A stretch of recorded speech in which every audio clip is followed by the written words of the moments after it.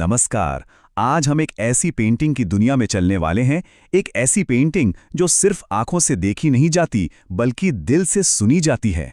तो आइए दक्कन यानी दक्षिण भारत की इस कमाल की कलाकृति के राज से पर्दा उठाते हैं। कभी सोचा है क्या हो अगर कोई पेंटिंग गाना गा सके? अजीब लगा ना? पर यही तो रागमाला पेंटिंग्स का जादू है। एक ऐसी कला जहां संगीत की धुनों को रंगों और आकारों में ढाल दिया जाता है। यहां हर राग और रागनी को एक कहानी, एक किरदार, पूरा का पूरा एक सीन बना दिया जाता है। बिल्कुल ऐसा जैसे संगीत को आंखों से देखा जा रहा हो। तो इस सफर में हम क्या क्या जानेंगे? सबसे पहले हम देखेंगे कि ये पेंटिंग एक तरह का गाना कैसे है। फिर इसके पहचान पत्र पर नज़र डालेंगे, यानी इसके फैक्ट्स। इसकी विजुअल स्टोरी को डिकोड करेंगे, दो अलग अलग दुनियाओं के संगम को समझेंगे और फिर मिलेंगे उस सुरों के सुल्तान से जिसने इसे बनवाया। और आखिर में ये इतनी खास क्यों है, इस पर बात करेंगे। तो चलिए शुरू करते हैं। तो सबसे पहली बात, ये पेंटिंग एक रागमाला सीरीज का हिस्सा है। अब रागमाला क्या है? इसका मतलब है धुनों की माला। ये एक बहुत ही अनोखी भारतीय परंपरा है जिसमें म्यूजिक के हर राग को एक इंसान का रूप दे दिया जाता है। उसे एक पूरी कहानी, एक किरदार बनाकर कैनवस पर उतार दिया जाता है। बड़ी दिलचस्प बात है ना? अच्छा, आगे बढ़ने से पहले चलिए इस कलाकृति के बारे में कुछ जरूरी जानकारी ले लेते हैं। समझ लीजिए जैसे हम किसी म्यूजियम में इसके साथ लगे लेबल को पढ़ रहे हैं।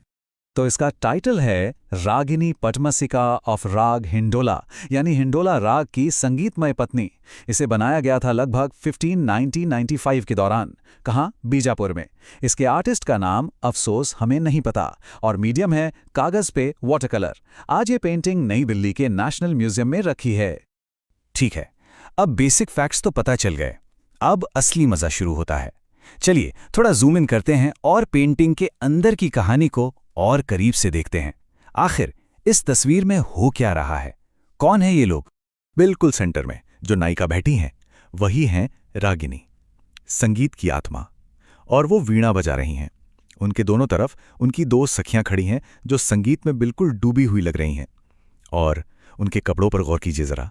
ये चोली, लंबी साड़ी और ये गहने, ये सब उस दौर के दक्कनी पहनावे की खास पहचान है। अब जरा उस सिंहासन को देखिए जिस पर रागिनी बैठी हैं। ध्यान से देखिए, इसके कोनों को हाथी के सिर और सूंड से सजाया गया है। कितना अनोखा है! ये बीजापुर स्टाइल की एक बहुत ही खास पहचान है और शाही ताकत को दिखाता है। और पीछे जो इमारतें हैं, जो गुंबद और मेहराब हैं, जो कालीन पर इतनी बारीक नक्काशी हैं, हर चीज़ उस दौर की शानदार कलाकारी की कहानी सुना रही है। लेकिन इस पेंटिंग की असली खूबसूरती, इसकी असली प्रतिभा इसके शानदार कल्चरल मिक्स में छिपी है। ये सिर्फ एक तस्वीर नहीं है, बल्कि दो महान परंपराओं का संगम है, दो अलग अलग दुनियाओं का मिलन। देखिए यहाँ कैसे पर्शियन और इंडियन, यानी फारसी और भारतीय, दोनों असर एक साथ दिखते हैं।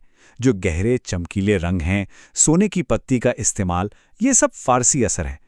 वहीं दूसरी तरफ वीणा जैसा संगीत का साज, देवनागरी लिपि में लिखा हुआ नाम और जो भाव हैं चेहरों पर, वो बिल्कुल भारतीय हैं। दोनों को कितनी खूबसूरती से मिलाया गया है, वाह! और इस कल्चरल मिक्स को एक बहुत ही खूबसूरत नाम दिया गया है, गंगा जमुनी तहजीब।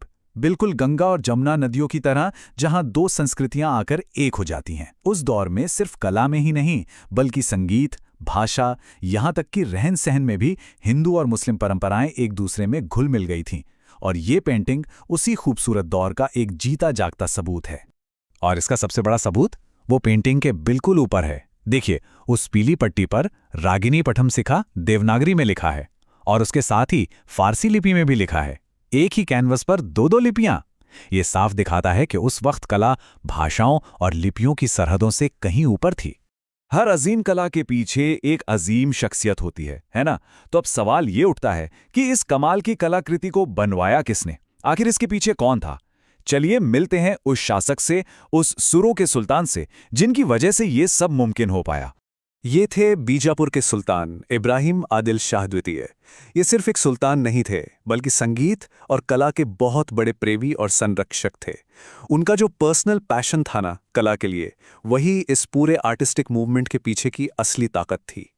और ये सिर्फ सुनी सुनाई बात नहीं है। सुल्तान ने खुद भारतीय संगीत पर एक किताब लिखी थी जिसका नाम था किताब-ए-नौ रस, मतलब 9 रसों की किताब। इससे साफ जाहिर होता है कि वो सिर्फ कला की कद्र नहीं करते थे, बल्कि उसके बहुत गहरे जानकार भी थे। तो अब हम अपने इस सफर के आखिरी पड़ाव पर आ गए हैं। आइए अब समेटते हैं कि आखिर कला के इतिहास में ये एक पेंटिंग इतनी जरूरी, इतनी इंपॉर्टेंट क्यों मानी जाती है। तो इसकी अहमियत को हम 3 पॉइंट्स में समझ सकते हैं। पहला, ये बीजापुर स्टाइल का एक बेहतरीन टेक्स्ट बुक एग्जाम्पल है। दूसरा, ये उस वक्त के सांस्कृतिक सद्भाव यानी गंगा जमुनी तहजीब का एक जिंदा दिल प्रतीक है।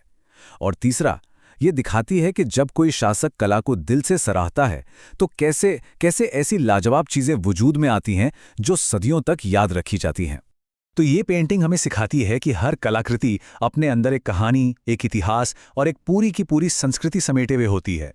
तो अगली बार जब किसी आर्ट पीस को देखा जाए तो एक पल रुककर सोचना जरूर कि हमारे आसपास जो कला है उसमें ऐसी और कौन-कौन सी कहानियां छुपी हुई हैं।